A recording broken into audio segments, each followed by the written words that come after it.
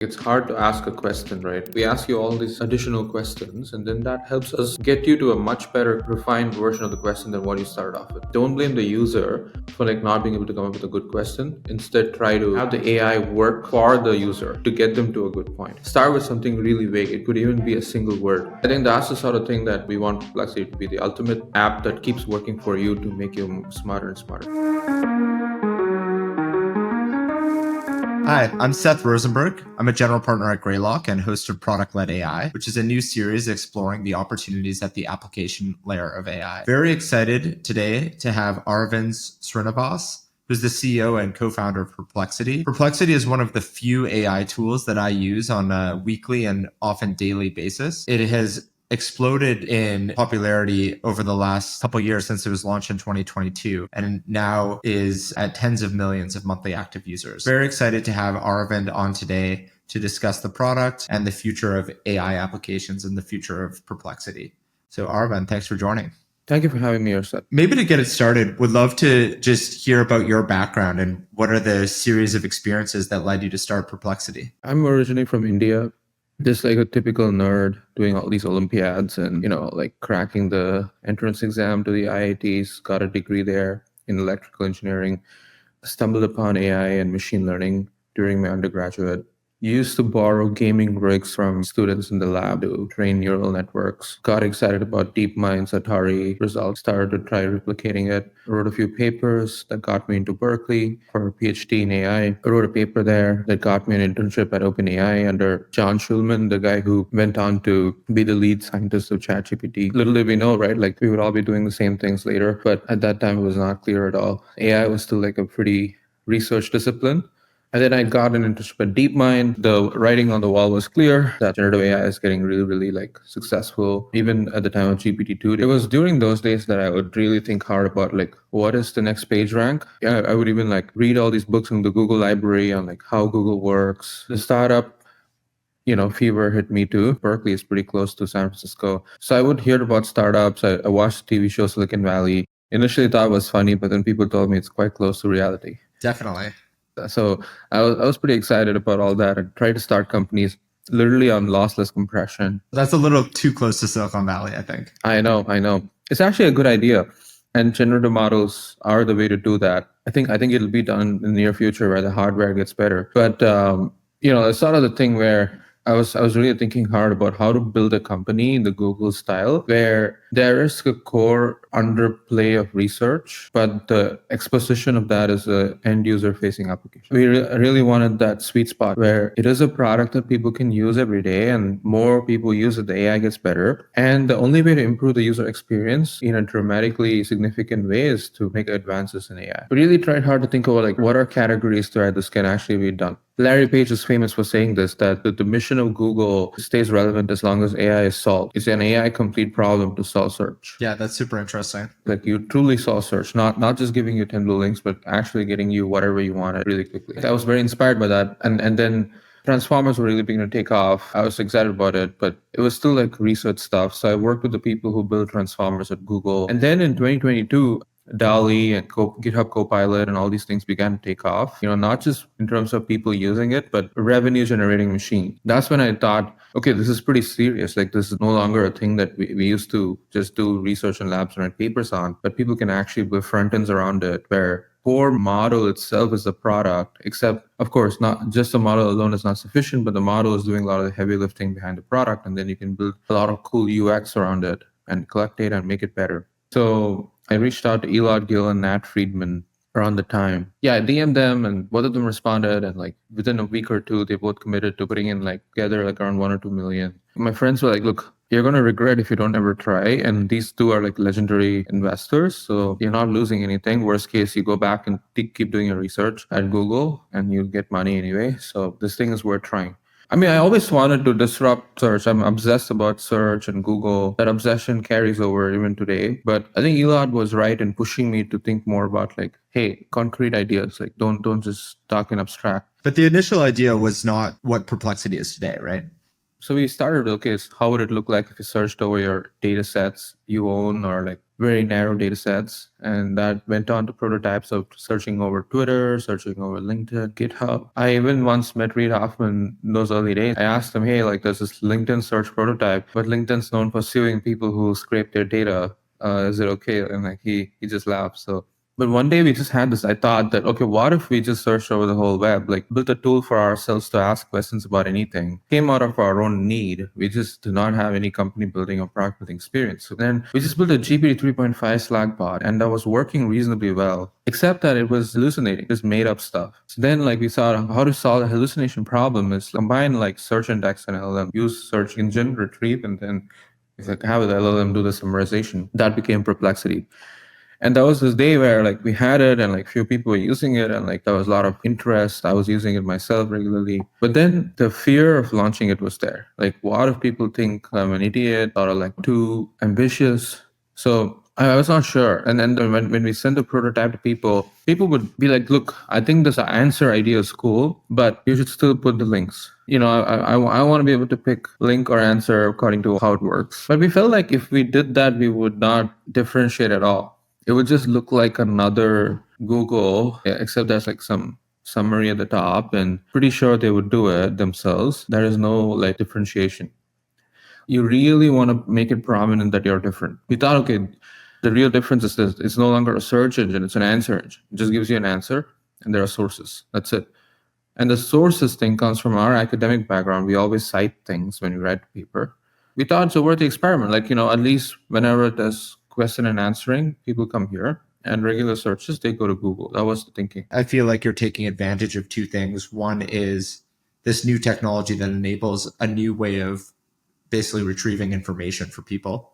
And two is kind of the innovator's dilemma of the business model for companies like Google, where you have this window of time to build a new behavior and become the new default, as you say, answer engine. Only later after we launched and we realized that this is actually disruptive to their business model.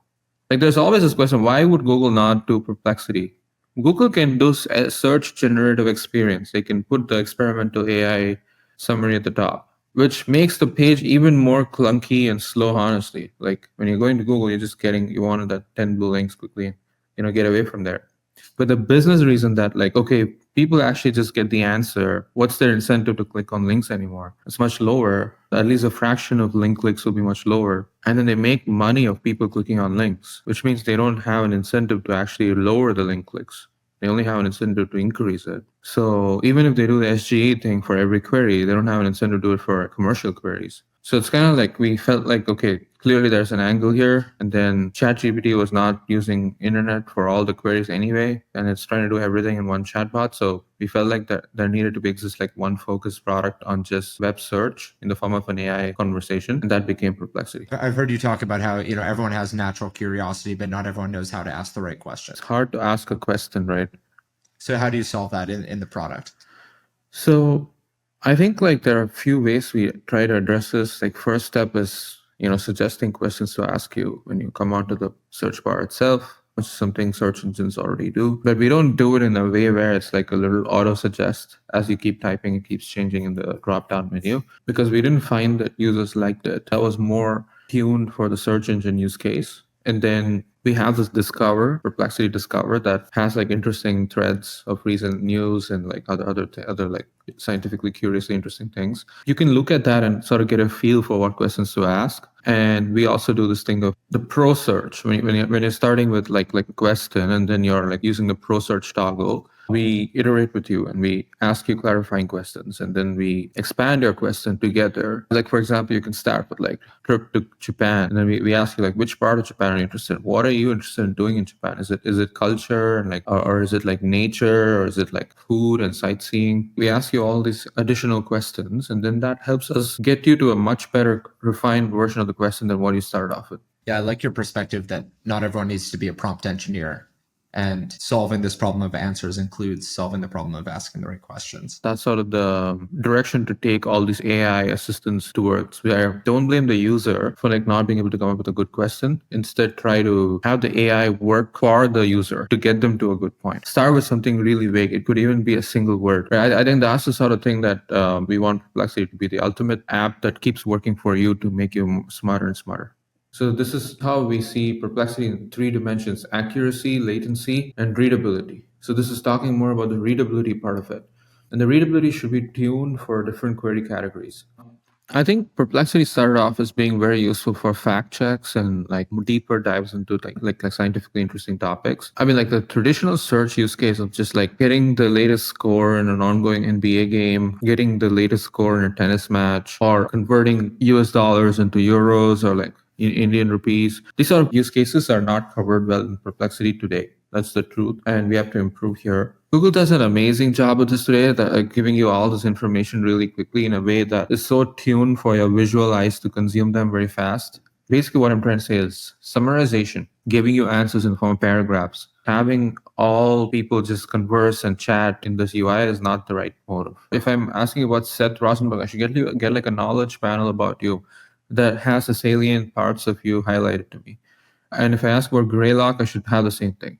But if I ask about like Greylock investments, I probably want to get like a table of like top investments and like which stage you did it in, and like what's the current AUM, like market cap of the company. Or if I talk about like AI strategy of Greylock, I should just get all the AI companies that Greylock has done. Like why what's the rationale behind it, pulled from all your blogs, right? Like these are the kind of like things that you can only do if you're ultra product focused and you're working backwards from the user. What would the user want? And then how do you do it without hard coding all these things? You don't want to hard code it for like all these cases, because that's just not scalable. Maybe you'll be better on these queries, but that's not the way to build $100 billion company either. So how to do it in a way where you're really building a nice taxonomy of things and try to like optimize all these use cases really well, but give the 80/20 on any query in general also is the challenge. And that's why like building Perplexity is like a lot of hard work. And you recently launched a Pro subscription. I'm curious, what are the characteristics of the Perplexity Pro subscribers? What do those users look like? How is their behavior different? Look, we're not like very actively trying to convert users to become paying users. If we actually did that, we'd be making a lot more revenue than today. The right way to think about this is get people who are like anonymously using it today to become signed in users. We see a very high correlation between signed in users and weekly active users. Very high correlation, almost like they're the same thing. And then we see a very high correlation between daily actives and paying users. So the right way to think about getting more users to pay for the product is convert them to DAOs. And the funnel for that is like anonymous users to signed in users, and then signed in users to daily active users. That's the way in which like we are thinking about the funnels. We're not thinking about it as like, oh, we have like 10 million users, and then like, we have like probably around 100K paying users. So that's just like 1%, which is like not that big. So let's try to insert more paywalls. If you zoom out for a second, just in 5 years of how Perplexity is going to win, right, and be a $50 to $100 billion company, I could see at least three potential paths. One is there's this new technology and new way of consuming information, and you go for the large consumer opportunity, right? And you live alongside Google and ChatGPT, and the combination of model orchestration and UI and fine tuning, you're able to occupy a distinct use case for the masses. That's one path. I think the second path is maybe go more enterprise focused or more vertical focused, where you really go deep on a couple use cases. And then maybe option three is Perplexity evolves into more of the agentic use cases, where it becomes a router between different agents that eventually exist in the world.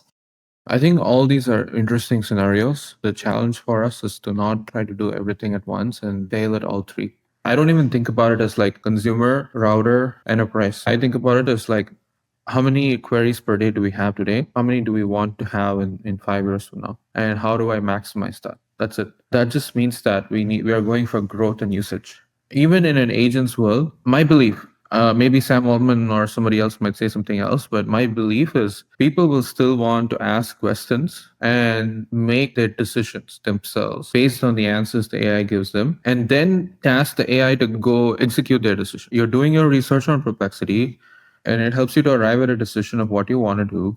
And the agentic part of like, okay, go do this for me is the last step. And then there's another vision for this, which is just say, why do you even want people to do the research? Is this like one thing, single thing? Go task a person and say, oh, figure this out for me, where they do their research, they arrive at a decision, they execute the act. I don't think people want that in terms of, just basic human agency aspect of it. So even if you gave humans a superpower to like just have some AI that understands them so well that the AI just runs their life, that's not going to be the case, basically. That's just why I think Perplexity is fine even in an post-agents world. And we just have to integrate all these agent steps within our own app. Like that way we are ready for the agentic workflows. And for the enterprise, I think the very simple explanation for why we even want to do it is there's people who use Perplexity just like a regular product at work and are getting banned by employers for that because people are afraid that the data is leaking to an AI. That shouldn't happen, basically. So, by the way, there are browsers that offer this and make like hundreds of millions in revenue. But literally, it's just like Chrome, but comes with a lot more security. Enterprises adopt it. And I'm just talking about that sort of a use case where it's just literal Perplexity that can run on your work laptop, whatever browser is supported there and tracked by the employer, but making sure that IT is happy with it. Yeah. So that's the start for us. And then there are going to be use cases that are very specific to your work time, uploading files and asking questions, or like connecting your Notion or connecting your Slack workspace, your Gmail. And like we just see this as extensions of the pro use cases. That's the free Perplexity thing, and there's a pro. And the pro is meant for like even deeper research, harder questions, like where the value of the answer is like a lot higher. And like we just see this as a natural way to like transition there. So I think that part we'll definitely work on. And for the consumer, it's like covering a bigger surface area of queries that we can get right. So we have to do all three, honestly, but I don't see it as like three different projects. I just see it as a way for us to like maximize our surface area of queries, volume of queries, and what you do after you get an answer. How would you describe the tech stack of Perplexity where your team is focused on building? So we have like a very, very strong backend team that works a lot on the core latency. Even today, people tell me Perplexity is still the fastest. This is also the thing of the wrapper part, right? Like if you are a wrapper, there should be no advantage in your infrastructure or your system, your product over somebody else that's trying to build a clone of it. I always see a lot of people who open open source Perplexity. Like there's a lot of people who do these things, and obviously it gets a lot of interest and hype on any of these social media. And I try to go and use some of these, and they're just so slow, right? And I'm not even talking about this in the scale of like millions of queries a day. It's literally just like 100 or 1,000 people testing it. To actually build production grade infrastructure, you need to work hard on many details. It's not just the first step. As Elon Musk says, prototypes are easy, production is hard. And that's what it is. So we have a lot of people working on that. And then you talk about the underlying APIs or, which includes the models, the search indexes, retrieval engines. We have to build a lot of it in-house over time, not for the purpose of building a moat. If you talk about building moats, then we all have to go build our own Stripe. We have to go build our own AWS, build our own Nvidia, right? Like obviously we can't do that. The reason we are building our own models and our own indexes is mainly because that's the only way to make the product even better in the long run, not for like building it for the sake of it. And like you can think of models as three categories, right? Like those who use models as three categories: taker, shaper, maker. Taker is like someone who just takes the existing model, prompt engineers it, and puts it into production. Shaper is like, oh, I'm fine tuning it, I'm post training it a lot on my own data and specializing it for my product. Maker is the one who builds the core foundation model itself. I would put us in the shaper category where we can take the base model that people open source and do the RLHF and SFT step ourselves, as well as take a RLHF fine-tuned chat model and train it even further to specialize it for our product. We do this with both open source and closed source models. Like we fine tune GPT 3.5, or we fine tune Anthropic, or we fine tune Llama, we fine tune Mistral, and like we deploy a bunch of them in our product. We are not in the maker category that like our own foundation models. It's very expensive, and I also think it's a race to the bottom there, unless you're like funded in many billions of dollars. And we're not in the taker category. We started off in the taker category because it's the right thing to do, and you're just like literally launching a product. But we're not in the taker category anymore. I'm curious, if you take, let's say 5 parts of the stack that you're building. If you look at kind of the underlying infrastructure latency, right? The second is kind of the search index. The third is the model orchestration layer. The fourth is fine tuning the models themselves. And the fifth is the UI. Out of those five things, are there one or two things that you believe is going to be the kind of core IP moat for Perplexity? Or do you really believe the magic is in how it all works together? I think the magic is in how it all works together, but I do believe that there will be an asset class that what is hard to create is usually the most valuable. Of course, the reason the orchestration is hard to create today is because it requires a unique combination of people, design, user experience, and product, extremely good backend orchestration, good understanding of AI models, at least to an extent where you can shape them for the product, and good understanding of search, indexing, and retrieval infrastructure too. In which company do you see the sort of like five different skill sets in like one company? It's very hard. Like that's like a unique special thing, but not incredibly hard to recreate. So on a longer term basis, I think the even harder thing to recreate is going to be our search index. You can ask like, why is it hard? Like you're not even scraping the whole web. You're not even indexing the whole web. You're only doing it on a part of it. But that's the thing. The whole web has never been really useful. It's only been a part of it that's been very useful. How do you know what parts of the web are useful? It's almost like a chicken and egg problem. The parts of the web that are useful are those that can be used to answer people's day-to-day questions in the form of an AI chatbot. That is our definition. But how do you know that before even having a product and having it used by people and seeing where it fails and not fails and go and like curate your scraping according to that? So the only way to know it is have a product, get it used by a lot of people, and then go back and like redesign how your crawling and indexing infrastructure is. So that's why, like, when we keep succeeding in terms of getting more users and having that update our index and crawling and like ranking, when it's done over a period of like multiple years, that thing is basically impossible to recreate unless you're also like a equally big product, equally big consumer application. And even for Google, it's hard to recreate that because even though they have an index, they're not extremely curating it for the AI chatbot use case. Like they do not have an incentive to do that. They have an incentive to keep the index as general as possible for the search engine use case. So this is a game that can only be played if you're committed to this for a really long term. And so if we succeed at it, then I think that becomes like a real moat. Yeah, I totally agree. And it's a very unusual thing for companies to be great at, this depth of the stack. And I think that's part of the reason why it's hard to have a breakout consumer AI application. But I think part of the kind of maybe non-obvious moats that you can build here. One more question on this thread. On the model orchestration layer, there's obviously one version of the world where OpenAI's models become more and more powerful, and really just a single model is able to serve the majority of use cases at the highest quality. There's another version of the world where routing to many different models that are specialized for certain use cases is the optimal situation for the next several years. I'm curious, what your perspective is. Models are becoming somewhat of a commodity. It's obviously easier if you just have to serve one model at a time. From our own perspective too, if there's like single API, it's a lot easier. The reality is that like best models, the cheapest model for a certain capability is constantly changing. And so you are incentivized to make best use of anything that's out there. I don't think there's going to be models that are great for like one query category and another query category or something like that. I think there's going to be like difficulty of the query. You don't want to use like Opus or GPT-4 for answering like what's the capital of France. Yep. At the same time, you do want to use Opus or GPT-4 for an answer like what will happen to the world today if the interest rates go down in the next few months? Or like what would happen if there was like an actual World War III? Those kind of questions are stuff where you do want the highest capable reasoning model to be part of the Q&A workflow. So my sense is like we constantly like think about the difficulty level and like use many models together and like all those models that are like clarifying user intent. You don't need the largest models there. So by design, you have to have an orchestra of models, and some of them will be open source ones, some of them will be closed. So that kind of is our advantage too. We're not tied to any family. We're not tied to one infrastructure. We can adopt whatever is best in the market today, and like there's like a certain level of like focus and benefits you get by being an application company. Definitely. Yeah. So it sounds like in a world where cost and latency still matter, which is, likely the world that we live in, then, routing to the appropriate model, the appropriate power for the question is the optimal experience. Yeah.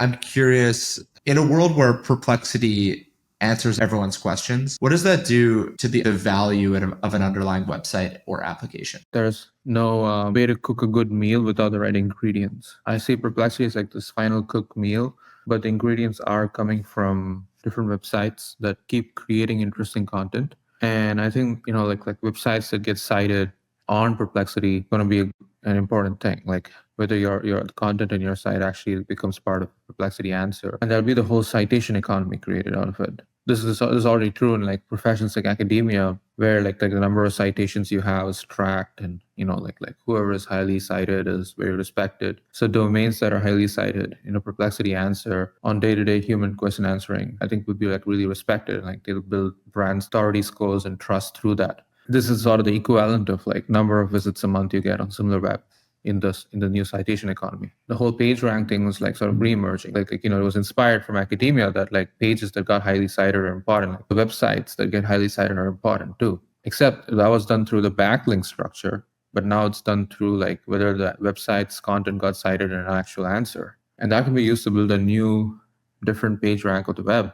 And of course, how do you like ensure a new website can still, catch up and become highly cited? It's just like how a new scientist can come and like create amazing content and amazing papers, amazing discoveries, and become highly cited too. Like these things are like stuff you should think about. But I feel like that's sort of what's happening or like going to happen to the web of the near future. And I also think like the whole notion of browsing on the phone will change a lot. I think the web browsers are still fine, like they're not going away anytime soon, unless like we completely redesign the whole desktop native apps. Instead of opening Chrome, you're just like having an app for like say Mac OS app for Perplexity, and like you're doing all your work there. I don't think that's going to happen because we're also used to using the browser, and like we still need like regular browsing to get onto a link and stuff like that.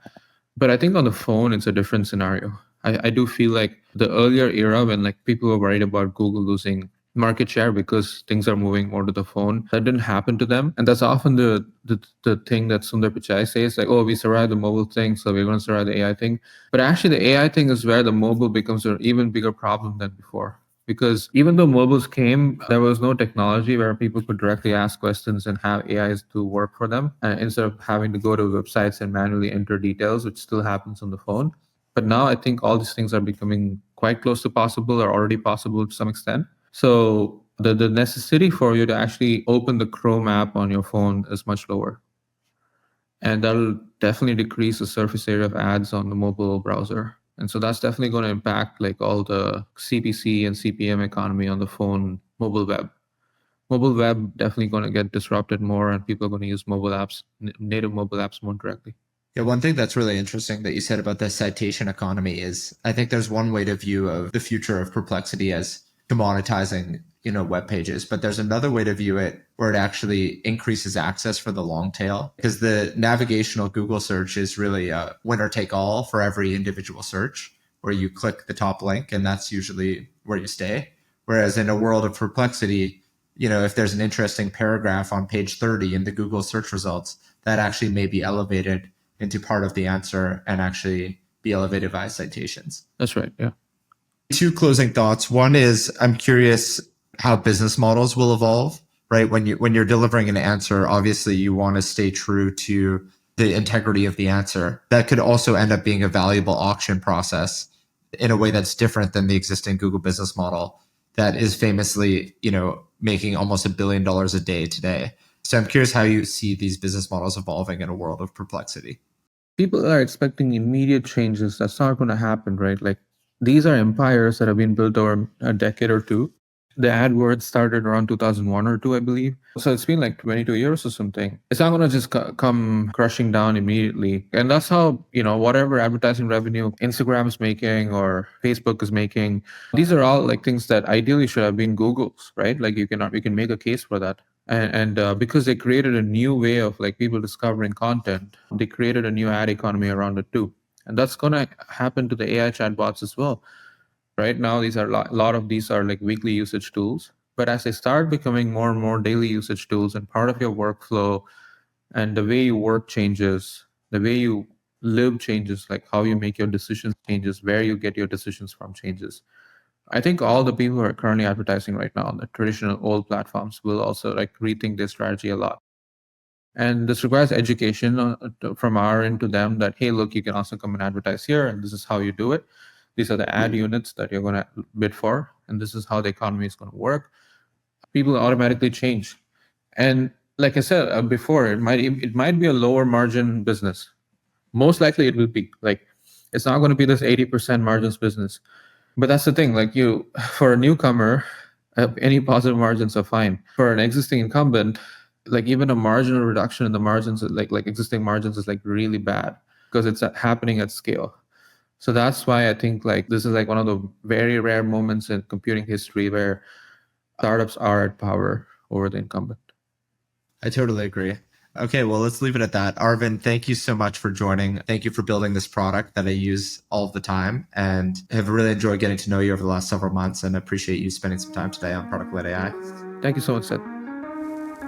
Thanks for listening to Product-Led AI. You can find more information about today's interview and the entire series on the website productledaipod.com. You can subscribe to the show on all major podcast platforms and watch the video version of this interview on YouTube. And if you want to get all the links and details delivered right to you, sign up for my LinkedIn newsletter.